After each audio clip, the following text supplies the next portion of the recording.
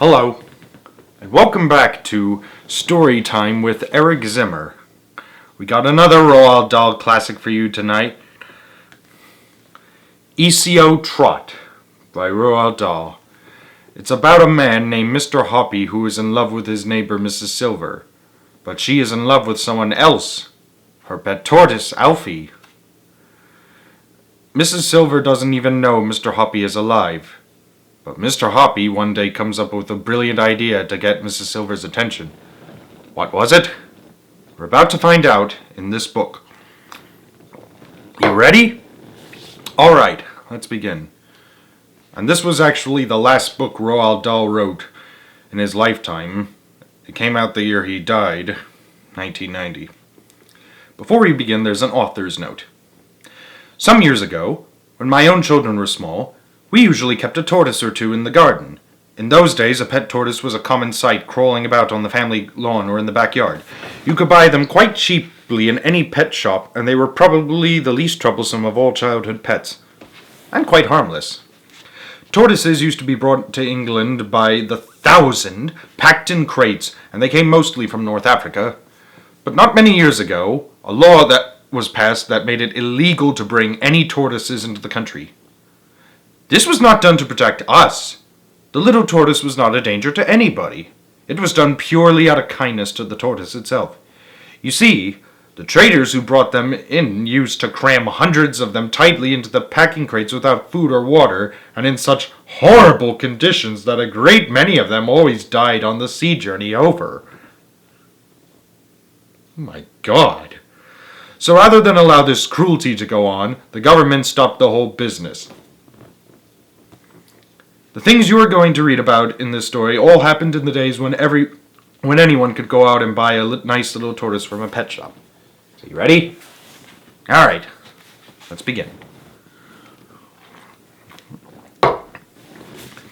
Mr. Hoppy lived in a small flat high up on a tall concrete building. He lived alone. He had always been a lonely man, and now that he was retired from work, he was more lonely than ever. There were two loves in Mr. Hoppy's life. One was the flowers he grew on his balcony. They grew in pots and tubs and baskets, and in the summer the little balcony became a riot of color. Mr. Hoppy's second love was a secret he kept entirely to himself. The balcony immediately below Mr. Hoppy's jutted out a good bit further from the building than his own. So Mr. Hoppy always had a fine view of what was going on down there. This balcony belonged to an attractive, middle-aged lady called Mrs. Silver. Mrs. Silver was a widow who also lived alone, and although she didn't know it, it was she who was the object of Mr. Hoppy's secret love. Aha!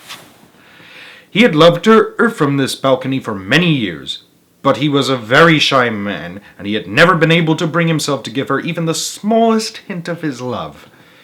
Every morning Mr. Hoppy and Mrs. Silver exchanged polite conversation, the one looking down from above, the other looking up. But that was far as it ever went. The distance between their balconies might not have been more than a few yards, but to Mr. Hoppy it seemed like a million miles. He longed to invite Mrs. Silver up for a cup of tea and a biscuit, but every time he was about to form the words on his lips, his courage failed him. As I said, he was a very, very shy man. If only, he kept telling himself, if only he could do something tremendous like saving her life or rescuing her from a gang of armed thugs. If only he could perform some great feat that would make him a hero in her eyes. If only. The trouble with Mrs. Silver was that she gave all her love to somebody else, and that somebody else was a small tortoise called Alfie. That's a nickname for Alfred. Every day when Mrs. Hoppy looked over his balcony, he saw Mrs. Silver whispering endearments to Alfie and stroking his shell. He felt absurdly jealous. He wouldn't even have minded becoming a tortoise himself if it meant Mrs. Silver stroking his shell each morning and whispering endearments to him. Alfie had been with Mrs. Silver for years, and he lived on her balcony in the summer and in the winter. Planks had been placed around the sides of the balcony so that Alfie could walk about without toppling over the edge, and in one corner there was a little house into which Alfie could crawl every night to keep warm. When the colder weather came along in November, Mrs. Silver would fill Alfie's house with dry hay, and the tortoise would crawl in there and bury himself deep under the hay and go to sleep for months on end without food or water. This is called hibernating, as we all know. In the early spring, when Alfie felt the warmer weather through his shell, he would wake up and crawl very slowly out of his house onto the balcony, and Mrs. Silver would clap her hands with joy and cry out, "Welcome back, my darling one. Oh, how I have missed you." It was at times like these that Mr. Hoppy wished more than ever that he could change places with Alfie and become a tortoise. Who could blame him? Now we come to a certain bright morning in May when something happened that changed and indeed electrified Mr. Hoppy's life. He was leaning over his balcony rail watching Mrs. Silver feeding Alfie his breakfast. "Here's the heart of the lettuce for you, my lovely," she was saying, "and here's a slice of fresh tomato and a piece of crispy celery." "Good morning, Mrs. Silver," Mr. Hoppy said. "Alfie's looking well this morning." "Isn't he gorgeous?" Mrs. Silver said, looking up and beaming at him. "Absolutely gorgeous," Mr. Hoppy said, not meaning it. And now as he looked down at Mrs. Silver's smiling face, gazing up into his own, he thought for the 1,000th time how pretty she was, how sweet and gentle and full of kindness, and his heart ached with love. "I do so wish he would grow a little faster," Mrs. Silver was saying. "Every spring when he wakes up from his winter sleep, I weigh him in the kitchen scales. And do you know that in all the 11 years I've had him, he's not gained more than 3 ounces? That's almost nothing." "How much does he weigh now?" Mr. Hoppy asked her. "Just 13 ounces, Mrs. Silver answered. "About as much as a grapefruit." "Yes, well, tortoises are very slow growers," Mr. Hoppy said solemnly, "but they can live for 100 years. "I know that," Mrs. Silver said, "but I do so wish he would grow just a little bit bigger. Such a tiny wee fellow." "He seems just fine as he is," Mr. Hoppy said. "No, he's not just fine," Mrs. Silver cried. "Try to think how miserable it must make him feel to be so titchy. Everyone wants to grow up." "Except Peter Pan, but that's another story." "You really would love him to grow bigger, wouldn't you?" Mr. Hoppy said. And even as he said it, his mind suddenly went click, and an amazing idea came rushing into his head. "Of course I would," Mrs. Silver cried. "I'd give anything to make it happen. Why, I've seen pictures of giant tortoises that are so huge people can ride on their backs. If Alfie were to see those, he'd turn green with envy." Mr. Hoppy's mind was spinning like a flywheel. Here, surely, was his big chance. "Grab it," he told himself. "Grab it quick." "Mrs. Silver," he said, "I do actually happen to know how to make tortoises grow faster, if that's really what you want." "You do?" she cried. "Oh, please tell me. Am I feeding him the wrong things?" "I worked in North Africa once," Mr. Hoppy said. "That's where all these tortoises in England come from, and a Bedouin tribesman told me the secret." "Tell me," cried Mrs. Silver. "I beg you to tell me, Mr. Hoppy. I'll be your slave for life." When he heard the words, "your slave for life," a little shiver of excitement swept through Mr. Hoppy. "Wait there," he said. "I'll have to go in and write something down for you." In a couple of minutes, Mr. Hoppy was back on the balcony with a sheet of paper in his hand.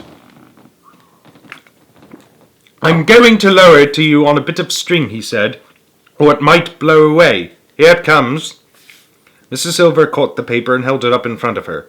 This is what she read.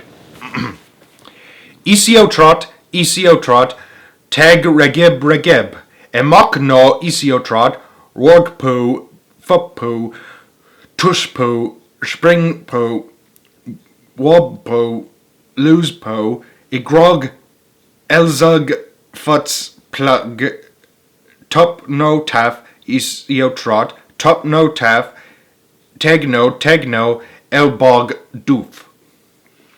"What does it mean?" she asked. "Is it another language?" "It's tortoise language," Mr. Hoppy said. "Tortoises are very backward creatures.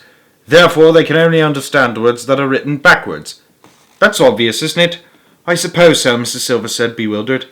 "Esio Trot is simply tortoise spelled backwards," Mr. Hoppy said. "Look at it." "So it is," Mrs. Silver said. It's the title of the story.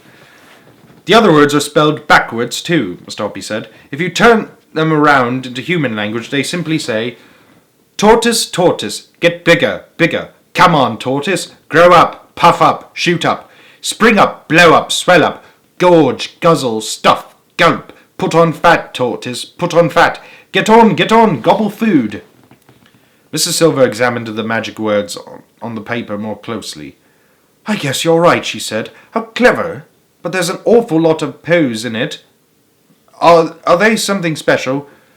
"Poo is a very strong word in any language," Mr. Hoppy said, "especially with tortoises. Now what you have to do, Mrs. Silver, is hold Alfie up to your face and whisper these words to him 3 times a day, morning, noon, and night. Let me hear you practice them." Very slowly, and stumbling a little over the strange words, Mrs. Silver read the whole message out loud in tortoise language. "Not bad," Mr. Hoppy said, "but try to get a little more expression into it when you say it to Alfie. If you do it properly, I'll bet you anything you like that in a few months' time he'll be twice as big as he is now." "I'll try it," Mrs. Silver said. "I'll try anything. Of course I will. But I can't believe it'll work." "You wait and see," Mr. Hoppy said, smiling at her. Back in his flat, Mr. Hoppy was simply quivering all over with excitement. "Your slave for life," he kept repeating to himself. "What bliss!" But there was a lot of work to be done before that happened. The only furniture in Mr. Hoppy's small living room was a table and 2 chairs. These he moved into his bedroom. Then he went out and bought a sheet of thick canvas and spread it over the entire living room floor to protect his carpet. Next he got out the telephone book and wrote down the address of every pet shop in the city. There were 14 of them altogether. It took him 2 days to visit each pet shop and choose his tortoises. He wanted a great many, at least 100, perhaps more. And he had to choose them very carefully. To you and me, there is not much difference between one tortoise and another. They differ only in their size and in the color of their shells. Alfie had a darkish shell, so Mr. Hoppy chose only the darker shelled tortoises of his great collection. Size, of course, was everything. Mr. Hoppy chose all sorts of different sizes, some weighing only slightly more than Alfie's 13 ounces, others a great deal more, but he didn't want any that weighed less. "Feed them cabbage leaves," the pet shop owners told him. "That's all they need, and a bowl of water." When he had finished, Mr. Hoppy in his enthusiasm had brought no less than 140 tortoises, and he carried them home in baskets, 10 or 15 at a time. He had to make a lot of trips, and he was quite exhausted at the end of it all, but it was worth it. Boy, was it worth it! And what an amazing sight his living room was when they were all in there together. The floor was swarming with tortoises of different sizes, some walking slowly about and exploring, some munching cabbage leaves, others drinking water from a big, shallow dish. They made just the faintest rustling sound as they moved all over the canvas sheet, but that was all. Mr. Hoppy had to pick his way carefully on his toes between this moving sea of brown shells whenever he walked across the room. But enough of that. He must get on with the job. Before he retired, Mr. Hoppy had been a mechanic in a bus garage, and now he went back to his old place of work and asked his mates if he might use his old bench for an hour or two. What he had to do now was to make something that would reach down from his own balcony to Mrs. Silver's balcony and pick up a tortoise. This was not difficult for a mechanic like Mr. Hoppy. First he made 2 metal claws for fingers, and these he attached to the end of a long metal tube. He ran 2 stiff wires down inside the tube and connected them to the metal claws in such a way that when you pulled the wires, the claws closed, and when you pushed them, the claws opened. The wires were joined to a handle at the other end of the tube. It was all very simple. Mr. Hoppy was ready to begin. Mrs. Silver had a part-time job. She worked from noon until 5 o'clock every weekday afternoon in a shop that sold newspapers and sweets.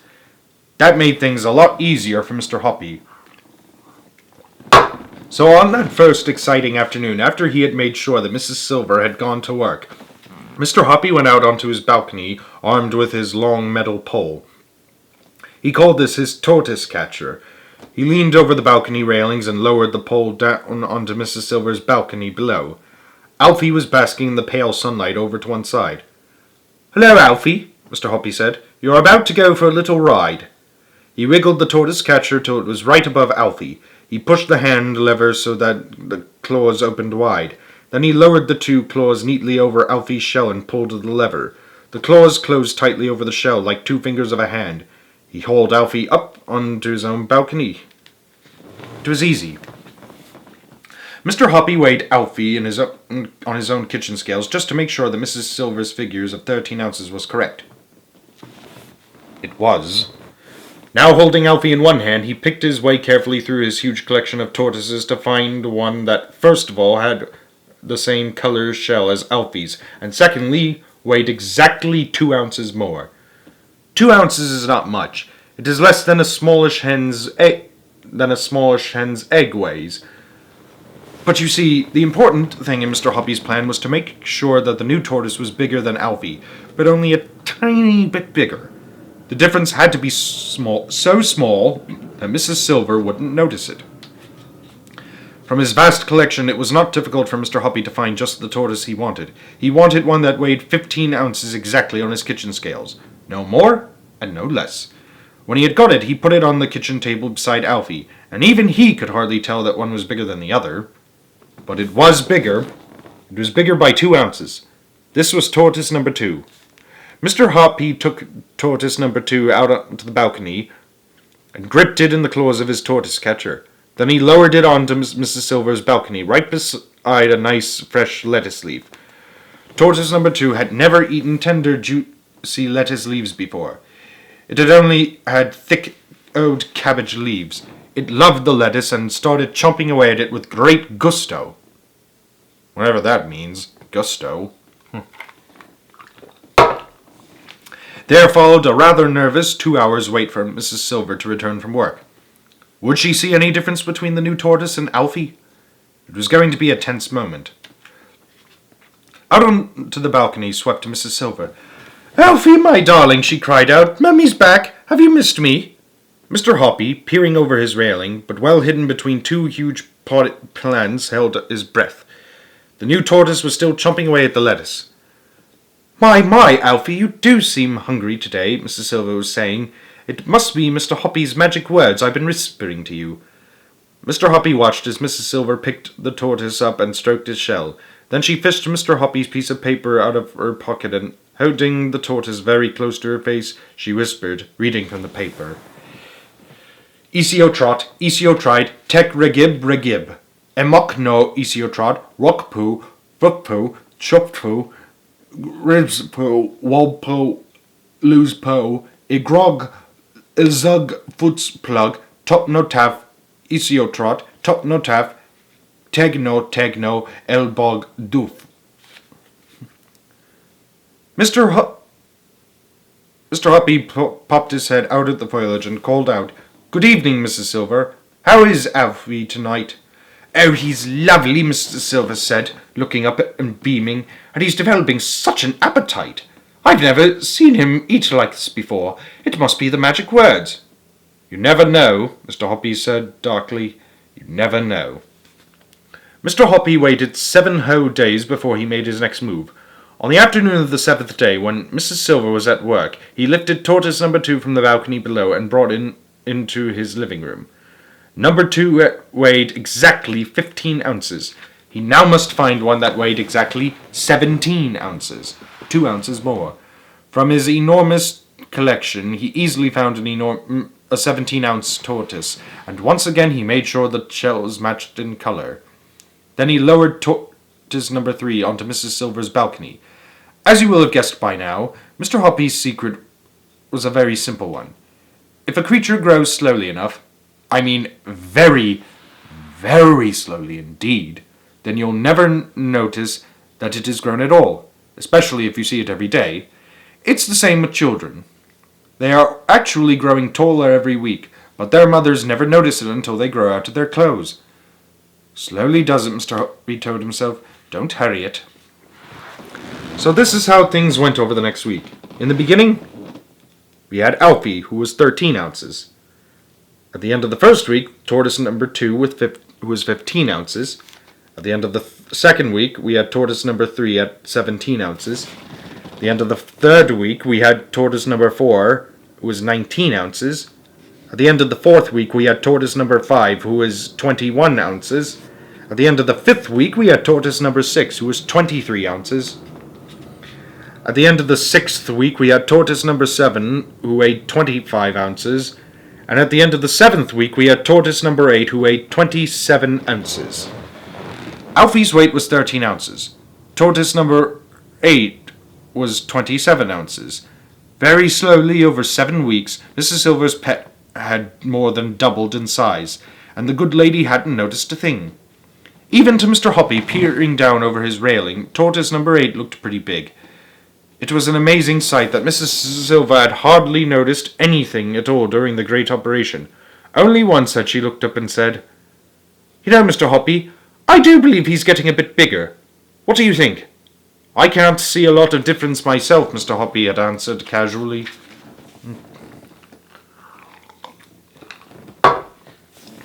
But now perhaps it was time to call a halt, and that evening Mr. Hoppy was just about to go out and suggest to Mrs. Silver that she ought to weigh Alfie when a startled cry from the balcony below brought him outside fast. "Look!" Mrs. Silver was shouting. "Alfie's too big to get through the door of his little house. He must have grown enormously." "Weigh him," Mr. Hoppy ordered. "Take him in and weigh him quick." Mrs. Silver just that. In half a minute she was back holding the tortoise in both hands and waving it above her head and shouting, "Guess what, Mr. Hoppy? Guess what? He weighs 27 ounces. He's twice as big as he was before." "Oh, you darling," she cried, stroking the tortoise. "Oh, you great big wonderful boy. Just look what clever Mr. Hoppy has done for you." She never knew what hit her. Mr. Hoppy suddenly felt very brave. "Mrs. Silver," he said, "do you think I could pop down to your balcony and hold Alfie myself?" "Why, of course you can," Mrs. Silver said. "Come down at once." Mr. Hoppy rushed down the stairs and Mrs. Silver opened the door to him. Together they went out onto the balcony. "Just look at him," Mrs. Silver said proudly. "Isn't he grand?" "He's a big, good-sized tortoise now," Mr. Hoppy said. "And you did it," Mrs. Silver cried. "You're a miracle man. You are indeed." "But what am I going to do about his house?" Mrs. Silver said. "He must have a house to go into at night, but now he can't get through the door." They were standing on the balcony looking at the tortoise, who was trying to push his way into his house. But he was too big. "I shall have to enlarge the door," Mrs. Silver said. "Don't do that," Mr. Hoppy said. "You mustn't go chopping up such a pretty little house. After all, he only needs to be just a tiny bit smaller, and he could get in easily." "How can he possibly get smaller?" Mrs. Silver asked. "That's simple," Mr. Hoppy said. "Change the magic words. Instead of telling him to get bigger and bigger, tell him to get a bit smaller. But in tortoise language, of course." "Will that work?" "Of course it'll work. Tell me exactly what I have to say, Mr. Hoppy." Mr. Hoppy got out a piece of paper and a pencil and wrote, Esio Trot, Tegatibs Relams, Relams. That means, tortoise, get a bit smaller. A bit smaller. "That'll do, Mrs. Silver," he said, handing her the paper. "I don't mind trying it," Mrs. Silver said. "But look here, I wouldn't want him to get titchy small all over again, Mr. Hoppy." "He won't, dear lady, he won't," Mr. Hoppy said. "Say it only tonight and tomorrow morning, and then see what happens. We might be lucky." "If it works," Mrs. Silver said, touching him softly on the arm, "then you are the cleverest man alive." Well, she's not wrong about that. The next afternoon, as soon as Mrs. Silver had gone to work, Mr. Hoppy lifted the tortoise up from her balcony and carried it inside. All he had to do now was to find one that was a shade smaller, so that it would just go through the door of the little house. He chose one and lowered it down with his tortoise catcher. Then, still gripping the tortoise, he tested to see if it would go through the door. It wouldn't. He chose another. Again he tested it. This one went through nicely. Good. He placed the tortoise in the middle of the balcony beside a nice piece of lettuce and went inside to await Mrs. Silver's homecoming. That evening, Mr. Hoppy was watering his plants on the balcony when suddenly he heard Mrs. Silver's shouts from below, shrill with excitement. "Mr. Hoppy! Mr. Hoppy! Where are you?" she was shouting. "Just look at this!" Mr. Hoppy popped his head over the railing and said, "What's up?" "Oh, Mr. Hoppy, it's worked!" she was crying. "Your magic words have worked to get on Alfie. He can now get through the door of his little house. It's a miracle." "Can I come down and look?" Mr. Hoppy shouted back. "Come down at once, my dear man," Mrs. Silver answered. "Come down and see the wonders you've worked upon my darling Alfie." Mr. Hoppy turned and ran from the balcony into the living room, jumping on tiptoe like a ballet dancer between the sea of tortoises that covered the floor. He flung open his front door and flew down the stairs 2 at a time with the love songs of 1,000 cupids ringing in his ears. "This is it," he whispered to himself under his breath. "The greatest moment of my life is coming now. I mustn't bish it. I mustn't bosh it. I must keep very calm." When he was 3/4 the way down the stairs, he caught sight of Mrs. Silver, already standing at the open door waiting to welcome him with a huge smile on her face. She flung her arms around him and cried out, "You really are the most wonderful man I've ever met. You can do anything. Come in at once and let me make you a cup of tea. That's the very